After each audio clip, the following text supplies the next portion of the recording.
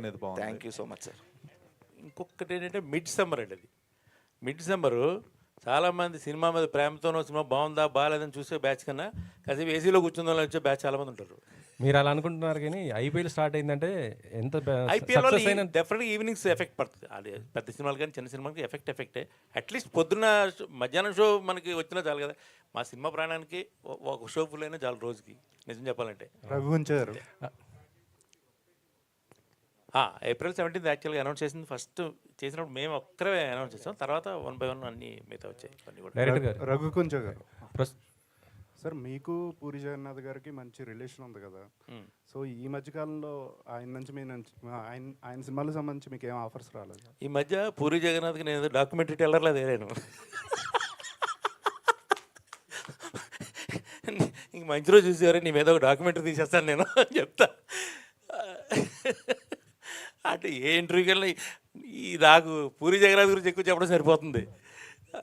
మరి మీరు యాప్ ఇప్పుడు కాదు కరెక్టే. ఇప్పుడు ఏంటన్నారు మీరు ఏమడిగారు? మణికొండ ఏదో ల్యాండ్ ఏదో జరుగుతుంది, ఏంటిది అది అసలు? 600 గజాలదా? అదే ఆల్రెడీ తిరుగుతూ ఉంది కదండి మన. ఏమైంది అసలు? అంటే ఉందా, నిజంగా ఉందా? నిజంగానే ఆ రోజు ఇప్పుడు మణికొండ అనేది తను కొనుక్కున్నప్పుడు ఒక 600 గజాలు తీసుకున్నాడు తను. తర్వాత ఏమైంది, ఇది డెవలప్ అయిపోయింది. అది ఎక్కడ కొన్నాడో మర్చిపోయాడు ఆ ప్లేసు. ఒకరోజు కారు వేసుకుని తిరుగుతున్నాం ఇద్దరం మేమిద్దరం. ఈ 600 గజాలు అందరం ఇక్కడ ఎక్కడో ఎతకాలి తిరుగుతూ ఉంటే ఒక చోట రాజమౌళి గారు, కీరవాణి గారు, మేడం వల్లి మేడం వీళ్ళంతా నించున్నారు అక్కడ. ఏంటంటే ఈ నాది స్థలం ఒకటి ఉందండి, ఎత్తుకుండండి, ఇదే మీది, మన ఇద్దరం పక్క బిట్లే అన్నారు ఆయన. ఉన్నదా ఎవరైనా ఏరే వాళ్ళు కబ్జా అని చేశారండి? అమ్మేసినట్టున్నారు తర్వాత, ఐ థింక్ తీసేసినట్టున్నారు. ఓకే సార్, అయితే ఇందాక ఇంటరప్షన్. సో చెప్పండి, అసలు పూరి జగన్నాథ్ గారు దేవుడు చేసిన మనుషులు తర్వాత మీ కాంబోలో ఎందుకు రిపీట్ అవ్వలేదు? అలా ఏం లేదులేండి, ఉండొచ్చు, మళ్ళీ ముందు కూడా ఉండొచ్చు, అదేం లేదు.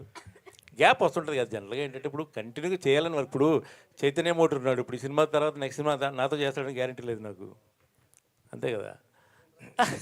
అగ్రిమెంట్ రాయచ్చు అంటే వాళ్ళు చైతన్య గారు వేరు, పూరి గారు వేరు కదా మీకు.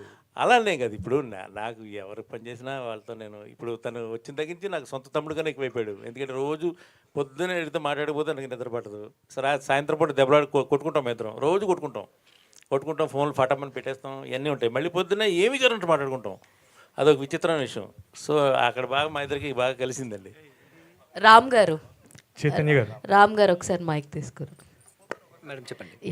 మీ క్యారెక్టరైజేషన్ ఇందులో ఎలా ఉండబోతుందండి, అండ్ ఆడియన్స్ ఎలా కనెక్ట్ అవుతారంటే వాట్ యూ విల్ సే? అంటే నా క్యారెక్టర్ పేరు విజయ్ అండి. చాలా న్యాచురల్గా ఉంటుంది.